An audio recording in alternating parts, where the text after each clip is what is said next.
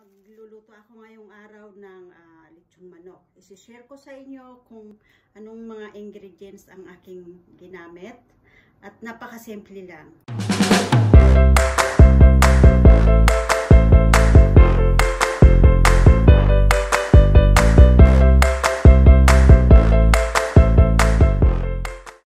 Unang-una kahapon, hindi ko na siya nakuna ng video kung paano ko nga ba nilagay yung mga ingredients. Pero ipapakita ko sa inyo kung anong mga ingredients ang ilalagay ko at kung paano ko siya lulutuin.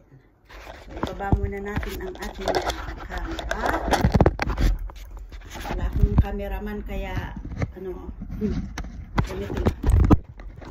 So, ito yung manok actually. Minarinated ko siya kahapon pa to, nilagay ko siya sa ref ng buong magdamag. So ngayon ko siya lulutuin at ilabas na natin sa plastic kasi hindi ako naglalagay ng pagkain sa ref ng walang takip. Kailangan talaga may takip siya. Hindi ko nilalagay ng walang takip ang pagkain sa ref. Kasi unang-una, nangangamoy siya. Tapos hindi maganda sa kalusugan yung basta mo lang ilalagay yung pagkain sa ref ng walang takip. So hindi maganda. Yung para sa akin hindi maganda. Kailangan kapag nilagay ang pagkain sa ref, kailangan may takip siya. Para sa akin lang po yun.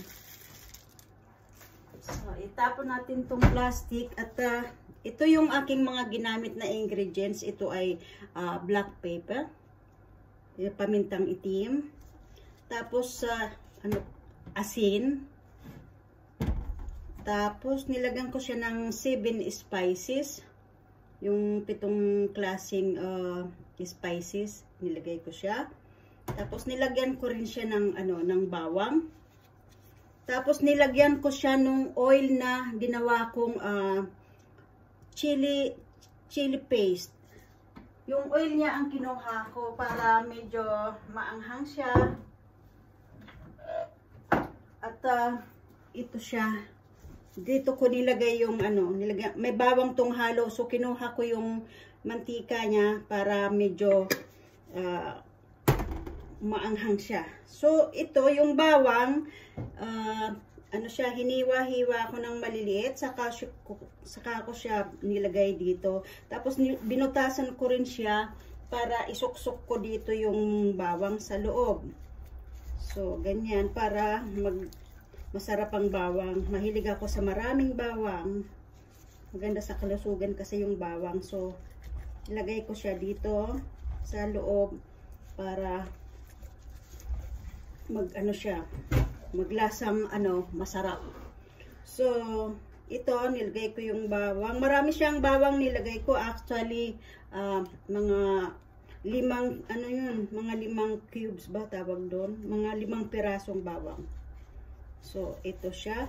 Tapos ganito guys ang way ng pagluluto ko. Ipapakita ko sa inyo. Iikot muna natin yung aking camera at ipapakita ko. So, aalisin ko na tong gloves.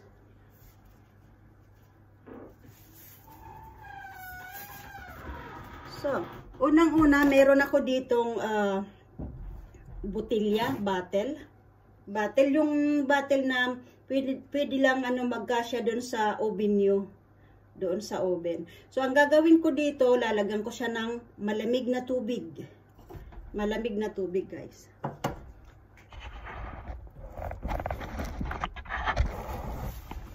So, lalagyan ko siya ng malamig na tubig. Dapat talaga malamig siya. Bago ko siya lalagyan ng malamig na tubig, lalagyan ko siya ng luya. Luya, guys. Yung pinitpit na luya, lalagay ko siya dito. Dalawang pirasong maliit na luya. So, lalagyan ko siya ng punong-punong tubig.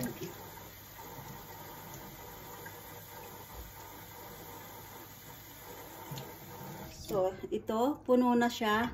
Puno na. So, ang gagawin ko dito ay ilalagay ko yung manok dito sa butilya.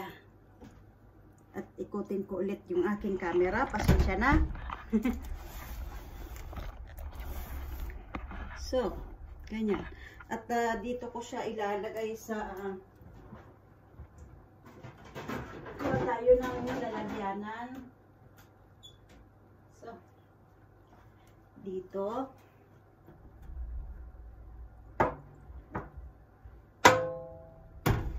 Dito guys. Dito ko siya ilalagay. Tapos saka natin siya papatayuin. Inalis ko na yung gloves ko. Anyway, malinis naman yung kamay ko. So saka ko siya papatayuin dito. So, ayan siya.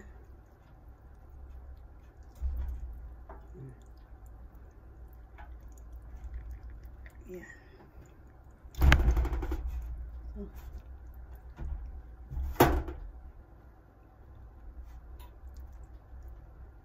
So, ayan siya. Dapat ganito yan. Kaya, lalagyan ko siya ng, ng konting butas dito para siyang namamaywang ba.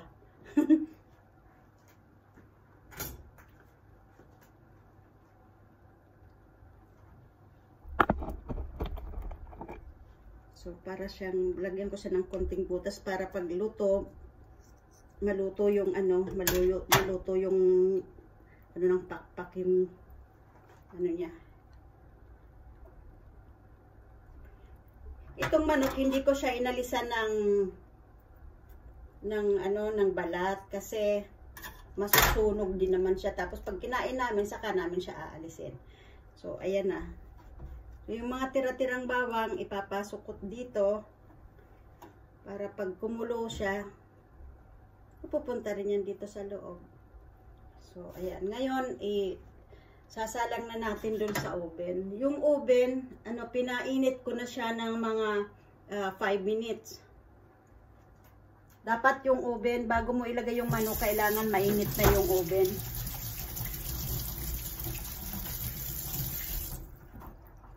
So, ilagay natin tong sabaw kasi sayang din naman. Ayan.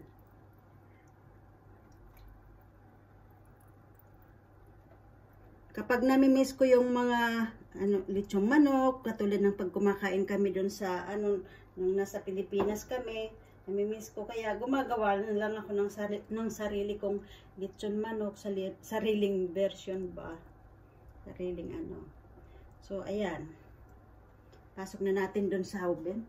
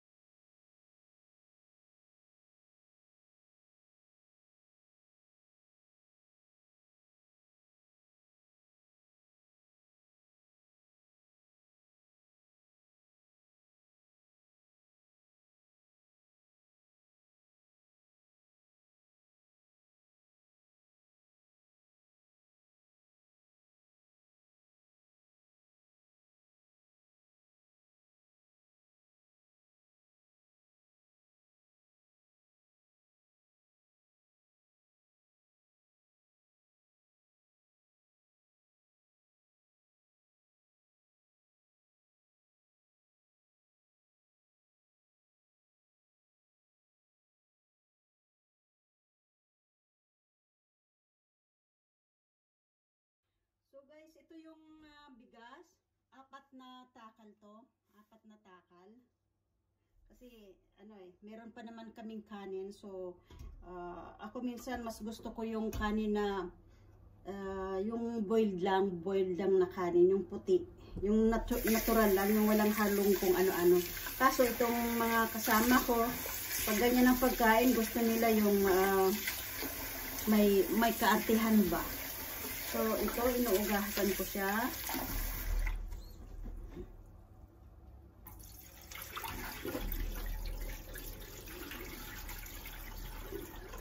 Kapag naghuhugas ako ng bigas, hindi ko siya masyadong inaano ba yun? Hindi ko siya ginaganyan, yung kinukusot-kusot parang gano'n. Hindi, yung ganyan lang. Natutunan ko ito sa Saudi. Nung nag-Saudi ako, natutunan ko yung ganyan kailangan paghuhugas ng bigas. Yung ano lang ba, yung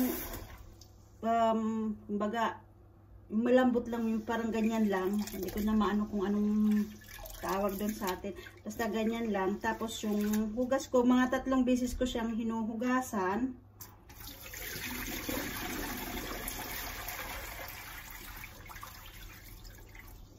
Itong ginagamit kong bigas ay ito ay masbati rice.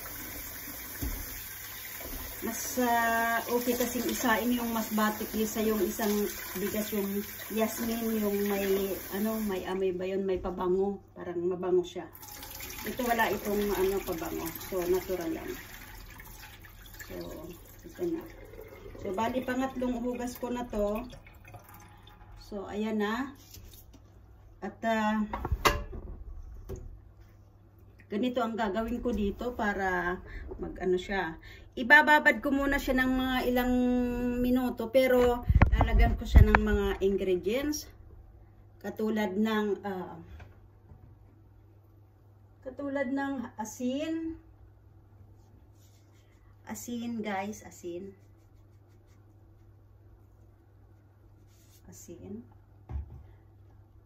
Tapos lalagyan ko rin siya ng 7 spices. Saan ba yun? Yan. 7 spices yan guys. 7 spices. So, chance mo. Kasi ako pag nagluluto ako, hindi ko masyadong mini-measure. Yung ano lang ba? Chansado. Oh, tawag doon. Hinuhulaan ko lang. Alam ko na kasi. Ganyan. 7 spices. Tapos, lalagyan mo siya ng kanil. Ano ba nung tawag dito? Kanil? Ano yung tawag sa kanil? Hindi ko maalala anong tawag nito. Almond powder pala. Almond powder. So, lalagyan ko siya ng mga isang kutsarita. Yung hindi masyadong puno. Kasi mamaya, magigisa ako ng onion. Lalagyan ko ulit siya ng almond powder. Almond ba? Kanil. Alam, mali yata. Mali yata yung kanil. Ayan. So, lalagyan ko na. So, ito yung aking kanil powder.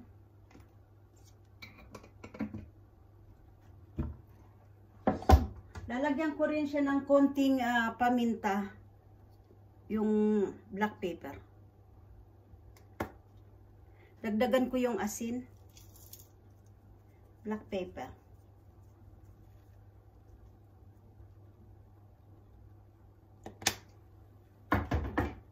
Tapos saka ko siya ihahalo.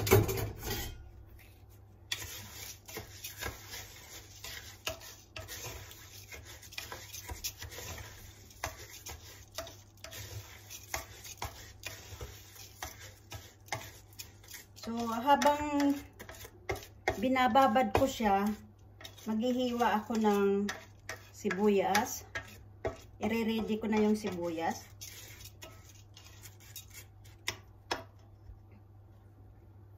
So, guys, isang sibuyas yung ilalagay ko. Pero igigisa ko muna siya bago ko ilagay yung bigas. Igigisa ko siya. So, balatan muna natin.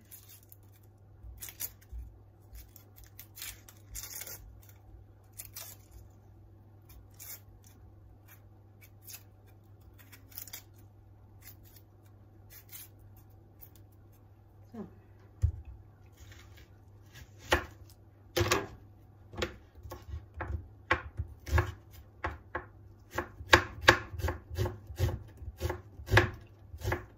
medyo hindi masyadong malalaki ang pagkahiwa ng sibuyas.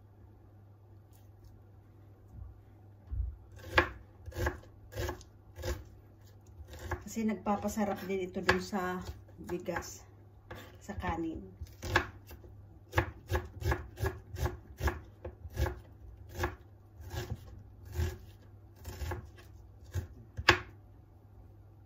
So, igigisa ko siya mamaya. So, dito muna siya. At naalala ko nga pala, meron akong black rice. So, lalagyan ko ng konti yung aking kanin ng black rice. Parang dekorasyon ba. So, lalagyan ko siya. Pero hindi ko na siya hugasan. Malinis naman siya. Konti lang. Parang dekorasyon lang.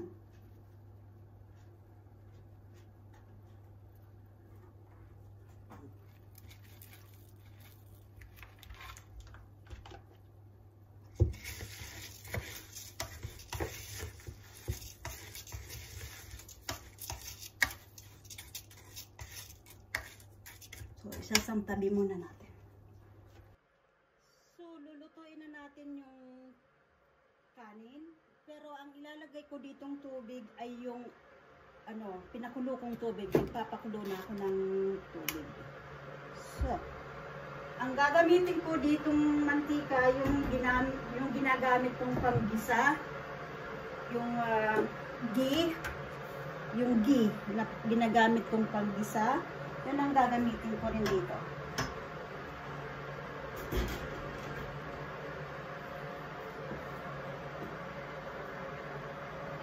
So, konti lang. Konti lang.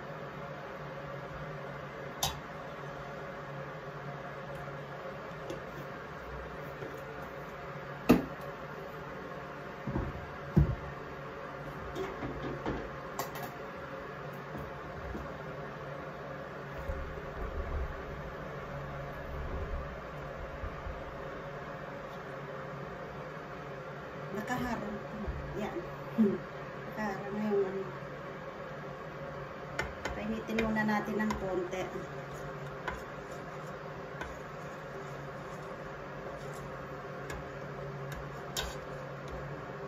Lagay na natin.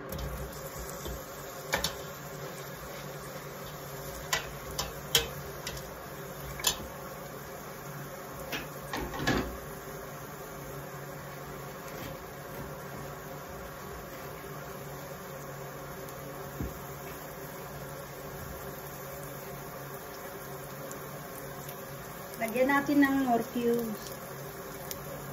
Yung chicken Knorr cubes.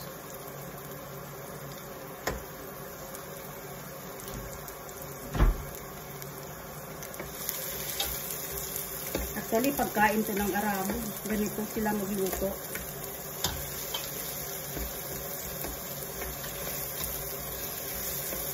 Pero ako naman, parang Filipino version yung ginagawa ko.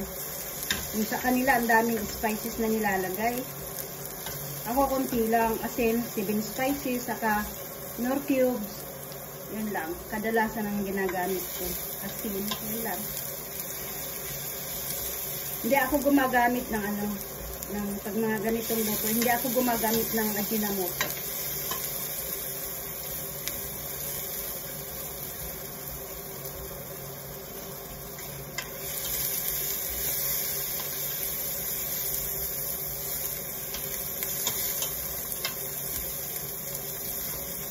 Medyo kukunti yung mantika, so dadagdagan ko siya.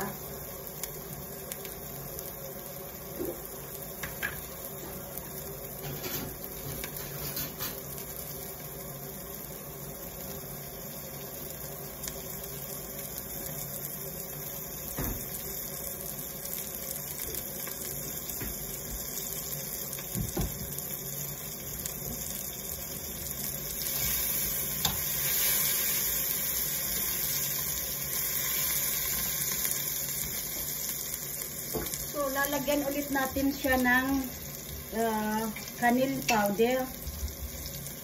Cinnamon pala to. Cinnamon. So, cinnamon powder. Kanil. Kanil lang nakalagay kasi dito. Cinnamon powder. Ito siya isang kutsarita. Ikalahati. Bawasan natin yung temperature nitong ano, yung na init. Bawasan natin. Tapos lalagyan ko rin siya ng konting black pepper. Tapos 7 spices.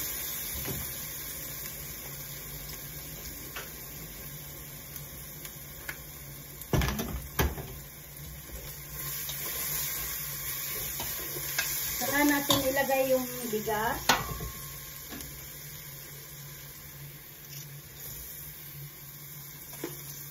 Igisa natin yung bigas.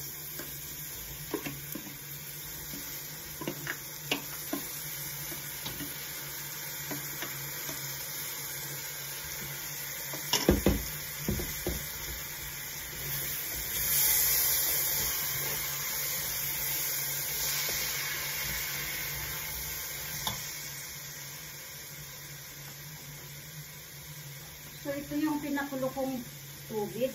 Lagay natin dito kasi may mga bigas pa dito. Sayang.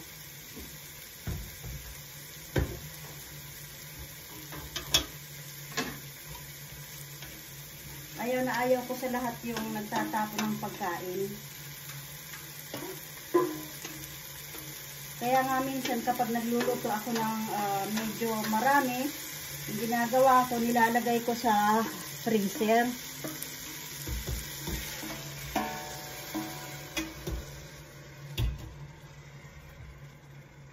Yung paglagay ng tubig, depende sa klase ng bigas. Kasi minsan meron bigas na maalsa, so kailangan mong dagdagan ng tubig yung sinaing. Meron naman minsan yung hindi matakaw sa tubig, hindi siya maalsa. So konti lang din ang tubig. Kung ilan yung pag mga ganung bigas, kung ilan yung takal ng bigas, yun din ang takal ng tubig. Kung 4 na takal na bigas, 4 din na takal ng tubig. 4 na baso. Parang ganon. So, ayan na siya. Itong bigas na ginagamit ko, mas bati. So, medyo maalsa siya ng konti. Kaya medyo dinadagdagan ko yung kanyang tubig.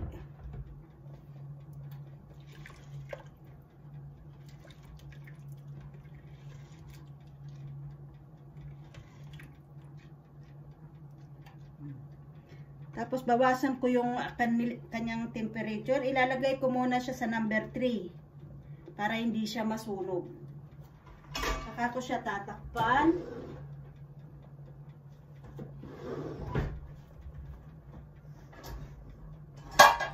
Ay, sana yung pantalon ko dito.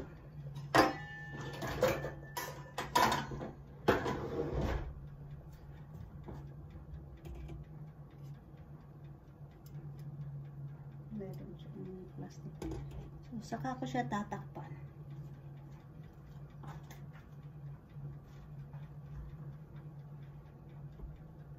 Ewan ko ba, ugali ko yung pag nagluluto ako, ayaw kong may nakikitang dumi sa gilid ng niluluto ko. Kaya, habang nagluluto ako, nagpupunas ako. Kahit nagpiprito ako niyan, makikita ko dito may mga talsik ng mantika. Walang tigil ako kakapunas. Ganyan kasi ayaw kong may nakikitang madumi sa tabi ng pagkain.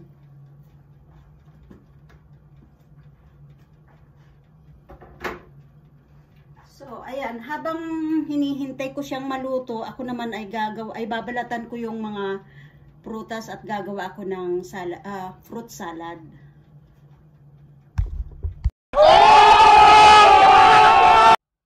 So, ito yung hahaluan ko ng fresh na prutas. Ito yung frozen na binili ko kahapon.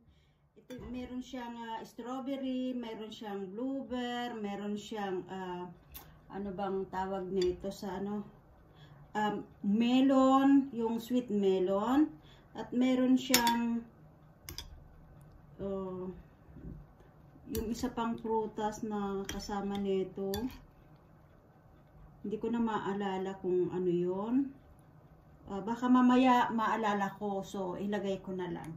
So ito yung mga hahaluan ko. So magbabalat muna ako. Tapos ang binalatan ko, didiretso ko na dyan. Hihiwain ko na tapos diretso. So, ito muna yung isasantabi ko muna yung mangga kasi medyo malaki siya. Tapos ito yung mga peras na babalatan ko para mahiwa ko na siya at diretso na siya doon sa sa lalagyanan.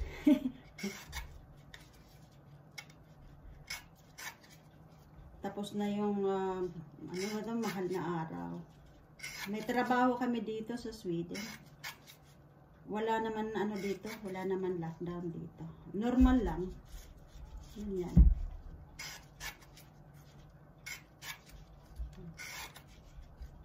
Itong pangbalat ko, pwede din tong gamitin na sa sa carrots, yung pandekorasyon ba, yung parang gagawin mo ng bulaklak.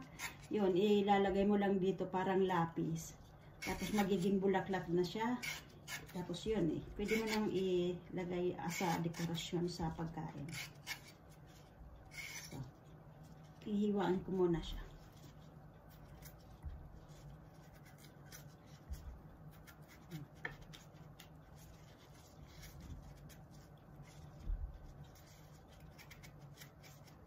Hiwain ko siya ng medyo hindi masyadong malalaki, maliliit lang. Yung kapares ng mga ito, yung kasing lalaki din ng mga binili kong frozen na prutas. So, ito siya.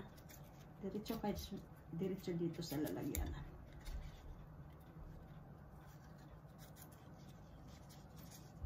Tapos lalagyan ko rin siya ng yung gelatin na ginawa ko kahapon. Yung gelatin na strawberry din yun. Strawberry saka halon. Siya, luto na siya. At maganda yung kanyang pagkakaluto. At siya ay buhaghag. Yan.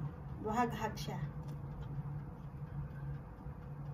So, ganyan ang kulay niya. Kasi mayroon siyang ano ba itong tawag? Lagi kong nakakalimutan yung yung cinnamon. Yan, mayroon siyang cinnamon. So, ilalabas ko na rin yung niluto kong lechon manok. Ayan siya guys, lechon manok. Ready na siya ilabas. At ready na rin siyang kainin. Pero gumawa ako ng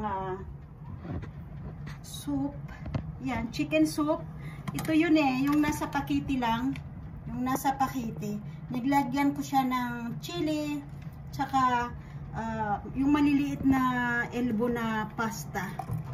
Yan, nilagyan ko siya. Ayan. So, mamaya-maya niyan, luto na. Madaling maluto yun kasi maliliit lang. So, alisin ko na yung manok dun sa oven.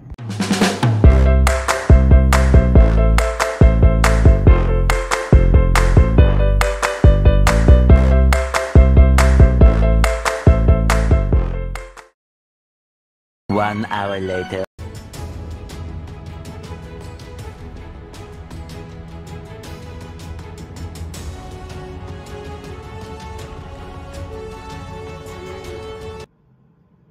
So, ito na siya guys. Nilis ko na yung manok dun sa bottle at ililipat ko na siya dito.